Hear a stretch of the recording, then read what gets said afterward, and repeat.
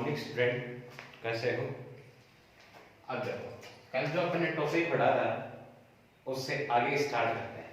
ठीक है, कल अपन ने स्टेट फंक्शन पढ़ लिया।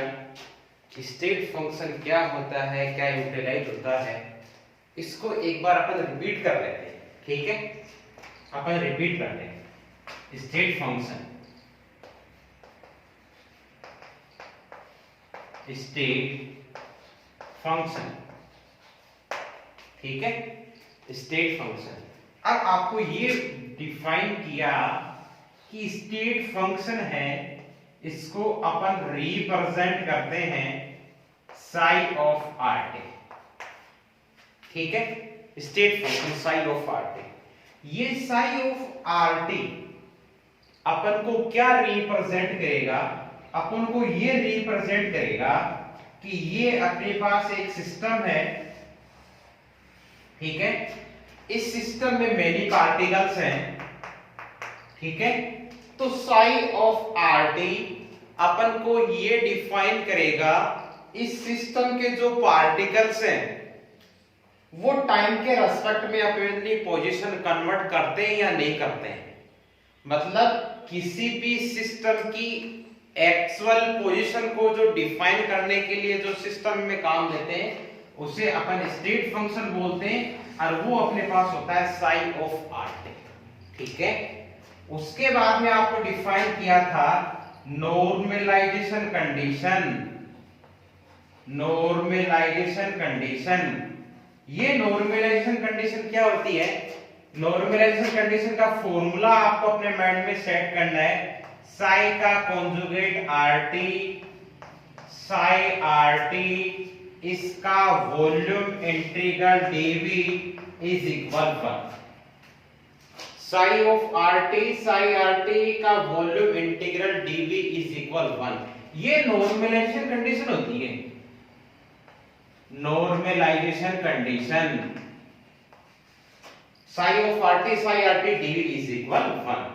ठीक है, और थर्ड पॉइंट आपको ये बताया था कि एक सिस्टम है, ये सिस्टम दो सब सिस्टम में डिवाइडेड है। ठीक है, एक सब सिस्टम है, इसके करस्पॉन्डिंग वेव फंक्शन psi1, दूसरे के करस्पॉन्डिंग फंक्शन psi2। तो total wave function psi is equal कितना हो जाएगा? c1 psi1 plus c2 psi2 हो जाएगा। ये 3 पॉइंट बताए थे। State function psi of R T. Psi of R T अपन को क्या डिफाइन करेगा? अपन को ये डिफाइन करेगा कि किसी टाइम पे किसी सिस्टम है, उसके पार्टिकल वो रेस्ट में है या मूविंग कंडीशन में, ये अपन को जो डिफाइन करता है उसको अपन साई ऑफ आर टी बोलते हैं। ठीक है, ये हो गया स्टेट फंक्शन। उसके बाद में आपको एक्सपेक्टेशन वैल्यू बताई थी। अब देखो अपन का एक नया टॉपिक स्टार्ट करता है, इंपॉर्टेंट। ठीक है, टॉपिक है अपना eigen value, eigen value and eigen function. Eigen value and eigen function, eigen मान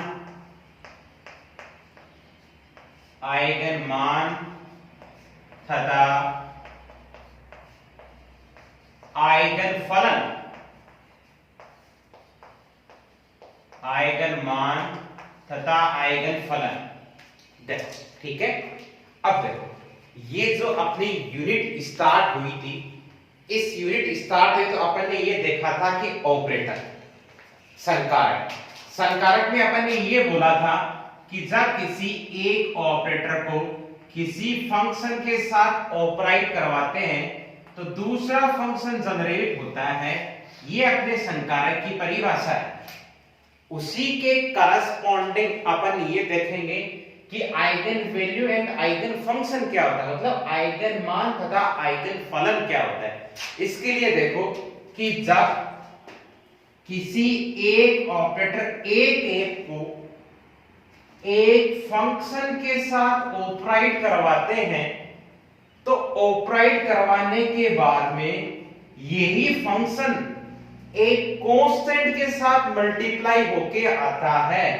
मतलब a cap psi is equal यही function a constant a psi. ऐसी जब कंडीशन होती है तो देखो ये तो आपके पास हो गया ऑपरेटर, ऑपरेटर मतलब संकारक, ठीक है। अब जो इस ऑपरेटर की इस फंक्शन के साथ ऑपरेट करवाया तो ये जो कांस्टेंट के साथ मल्टीप्लाई होके फंक्शन आ रहा है, ये जो कांस्टेंट आता है ना, इस कांस्टेंट को अपन आइगन वैल्यू बोलते हैं। इस कांस्टेंट को ही अपन क्या बोलते हैं, आइगन वैल्यू मतलब आइगन मान। इसको ही अपन क्या बोलते हैं, आइगन मान। और ये जो फंक्शन साई है, इस फंक्शन साई को बोलते हैं आइगन फंक्शन। क्या बोलते हैं, आइगन फंक्शन मतलब आइगन फलन, आइगन फलन। और ये जो इक्वेशन होती है, इस इक्वेशन को बोलते हैं आइगन वैल्यू इक्वेशन, मतलब आइगन मान समीकरण, आइगन मान समीकरण बोलते हैं, ठीक है। कि जब किसी एक ऑपरेटर को एक फंक्शन के साथ ऑपरेट करवाते हैं तो यही फंक्शन एक कांस्टेंट के साथ मल्टीप्लाई होके आता है। तो इस कांस्टेंट को इस ऑपरेटर की आइगन वैल्यू बोलते हैं और फंक्शन साई को आइगन फंक्शन बोलते हैं। तो इस ऑपरेटर की आइगन वैल्यू क्या हो गई, स्मॉल a, और इस ऑपरेटर का आइगन फंक्शन क्या हो गया, साई। और इस इक्वेशन को अपन क्या बोलते हैं, आइगन वैल्यू इक्वेशन बोलते हैं। इंपॉर्टेंट डेफिनेशन समझ में आ रहा है। तो eigen value and eigen function क्या होता है कि जब किसी एक ऑपरेटर को फंक्शन के साथ ऑपरेट करवाते हैं तो यही फंक्शन एक कांस्टेंट के साथ मल्टीप्लाई होके आता है। तो इस कांस्टेंट को अपन बोलते हैं आइगन वैल्यू और फंक्शन साई को अपन क्या बोलते हैं, आइगन फंक्शन। और इस इक्वेशन को अपन क्या बोलते हैं, आइगन वैल्यू इक्वेशन। ये तो देखो अपने पास ये हो गया कि आइगन वैल्यू क्या होती है, आइगन फंक्शन क्या होता है, ठीक है। अब देखो नेक्स्ट अपने पास इंपॉर्टेंट टॉपिक आएगा, देखो कि प्रॉपर्टी ऑफ, नया topic, property of Hermitian operator, Hermitian operator, हर्मिटी संकारक के गुण, हर्मिटी संकारक के गुण। अब देखो प्रॉपर्टी ऑफ हर्मिशियन ऑपरेटर, हर्मिटी संकारक के गुण। इसकी देखो इसकी दो प्रॉपर्टी हैं, दोनों प्रॉपर्टी थ्योरम की फॉर्म में अपन उनका स्टेटमेंट लिखेंगे और उनको अपन प्रूफ करेंगे, ठीक है। अब देखो फर्स्ट थ्योरम है, इसका स्टेटमेंट देखना, statement Hermitian operator, property of Hermitian operator. Hermitian operator की दो प्रॉपर्टी है, two property, first property and second property. और ये दोनों प्रॉपर्टी थ्योरम की फॉर्म में उनका अपन स्टेटमेंट लिखेंगे और उनको अपन प्रूफ करेंगे। तो फर्स्ट प्रॉपर्टी कर रहे हैं, फर्स्ट प्रॉपर्टी फर्स्ट थ्योरम के रूप में इसका स्टेटमेंट क्या है कि हर्मिटी संकारक के, हर्मिटी संकारक के आइगन मान, आइगन मान हमेशा वास्तविक होते हैं, हमेशा वास्तविक होते हैं। मतलब the eigenvalue, the eigen value of Hermitian operator, of Hermitian operator, of Hermitian operator are real. ये आपको प्रूफ करना है कि हर्मिशियन ऑपरेटर की आइगन वैल्यू हमेशा क्या होती है, रियल होती है। क्या होती है, रियल होती है। अब देखो इसको अपन प्रूफ करेंगे। ये हर्मिशियन ऑपरेटर की फर्स्ट प्रॉपर्टी है थ्योरम की फॉर्म में कि हर्मिशियन ऑपरेटर के आइगन मान हमेशा वास्तविक होते हैं, मतलब the eigen value of Hermitian operator are real. इसको अपन प्रूफ करेंगे। देखो प्रूफ करेंगे तो प्रूफ अपन ये जानते हैं कि लेट अस एक कोई हर्मिशियन ऑपरेटर है, इसके करस्पॉन्डिंग एक फंक्शन साई है। तो हर्मिशियन ऑपरेटर की डेफिनेशन से, तो हर्मिशियन ऑपरेटर की डेफिनेशन मैंने आपको लिखवा रखी है। तो हर्मिशियन ऑपरेटर की डेफिनेशन से अपन ये लिख सकते हैं एक साई का कॉन्जुगेट साई डीवी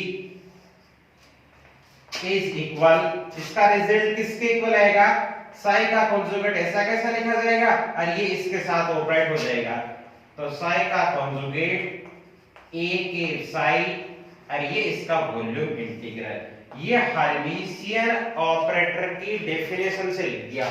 ए के साई का conjugate psi dv is equal psi का कॉन्जुगेट ए के साई डीवी। अब देखो बट वी नो दैट, लेकिन हम जानते हैं कि आइगन वैल्यू इक्वेशन से, आइगन वैल्यू इक्वेशन अभी लिखी है ना अपन ने, a cap psi is equal a psi, लिखा है इक्वेशन सेकंड।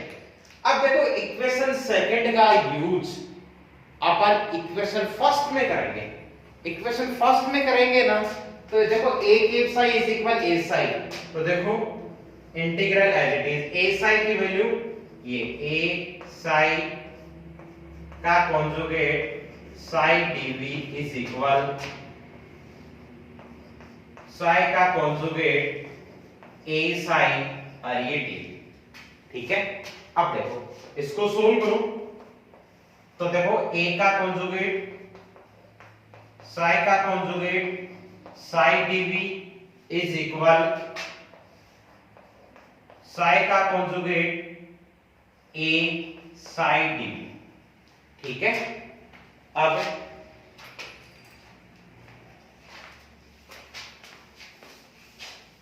देखो यहाँ पे a का कॉन्जुगेट आपके पास कांस्टेंट वेरिएबल, यहाँ स्मॉल a कांस्टेंट वेरिएबल, इनको इंटीग्रल के बाहर निकाल देंगे। तो देखो a का कॉन्जुगेट साई का conjugate into psi dv is equal small a बाहर निकाल दो, साई का कॉन्जुगेट साई डीवी। ठीक है, इस वाले टर्म को अपन इस तरफ लें तो देखो a का कॉन्जुगेट माइनस a साई का conjugate psi dv is equal क्या हो गया, 0। अब देखो आपके पास या तो ये वाली टर्म इज इक्वल 0 या ये वाली टर्म इज इक्वल 0। अब देखना ये वाली जो कंडीशन है ना, इतनी वाली कंडीशन को देखना, इतनी वाली कंडीशन आपको अभी मैंने डेफिनेशन बताई है, ये डिनोट कर रही है नॉर्मलाइजेशन कंडीशन को। किसको, नॉर्मलाइजेशन कंडीशन को, मतलब प्रसामान्यीकरण अवस्था।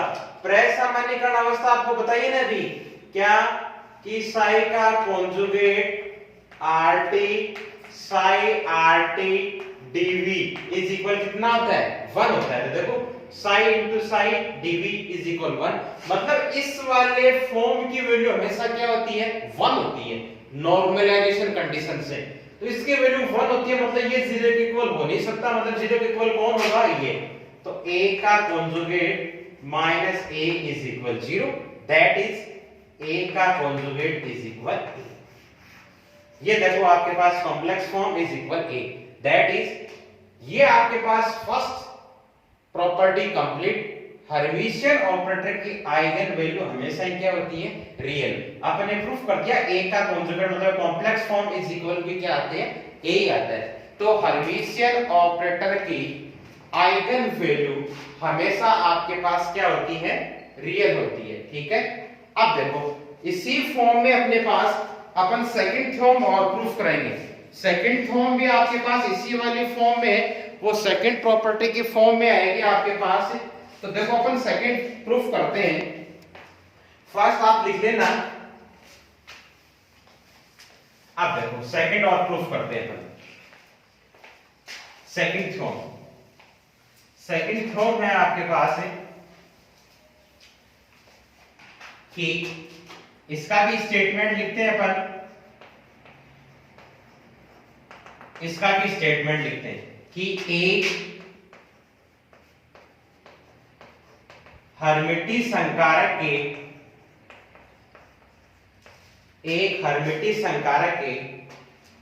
अलग अलग आइगन मानों के संगत, अलग अलग आइगन मानों के संगत आइगन फलन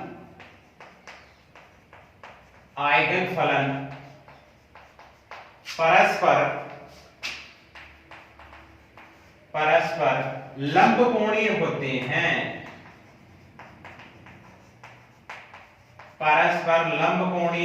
हैं।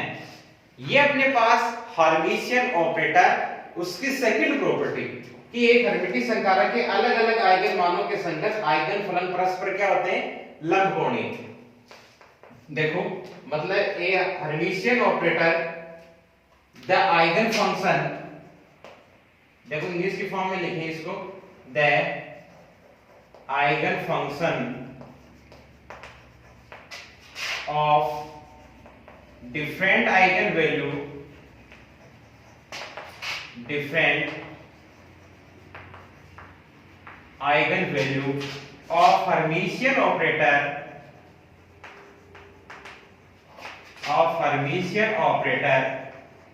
आर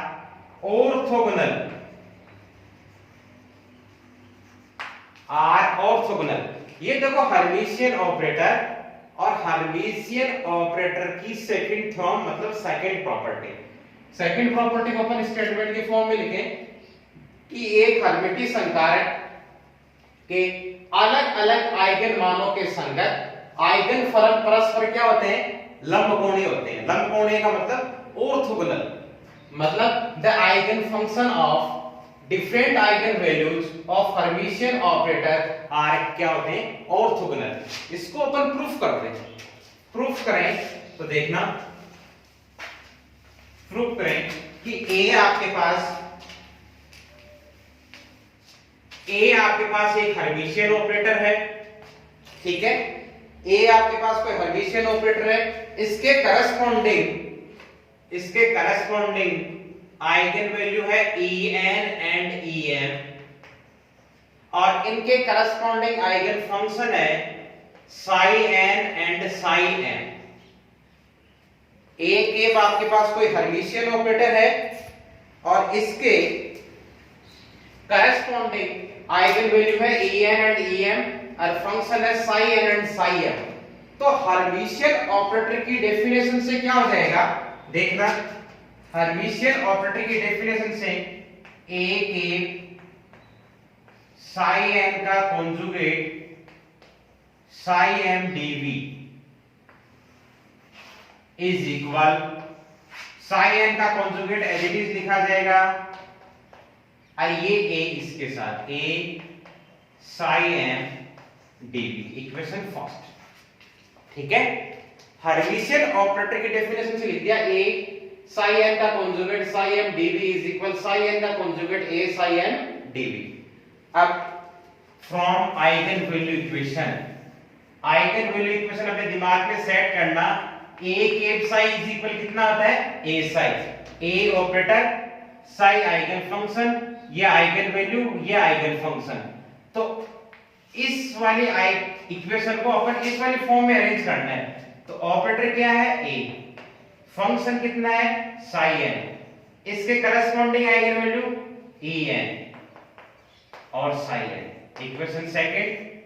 सिमिलरली a के psi n is equal En psi m, equation third, ठीक है। देखो इक्वेशन फर्स्ट को अपन हर्मिशियन ऑपरेटर की डेफिनेशन से लिख दिया, ठीक है।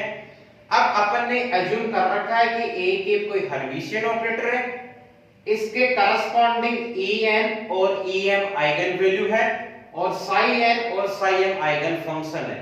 तो आइगन वैल्यू इक्वेशन क्या हो जाएगी, इस वाली फॉर्म में अरेंज करेंगे उनको। a psi n बराबर En psi n और a psi m is equal Em psi m।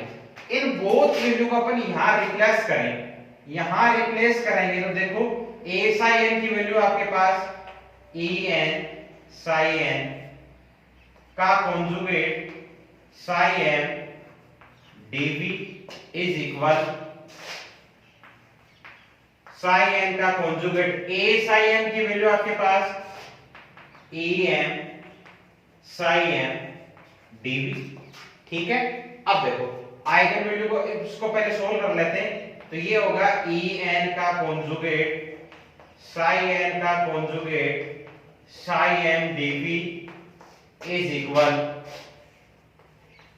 psi n का conjugate En psi m dv। ठीक है, अब देखो इसको बाहर निकाल देते हैं आइगन वैल्यूज को।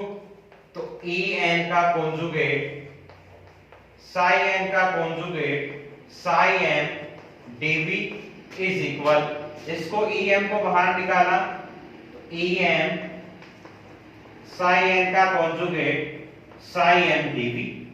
ठीक है, अब देखो ये En और Em क्या है, आइगन वैल्यूज।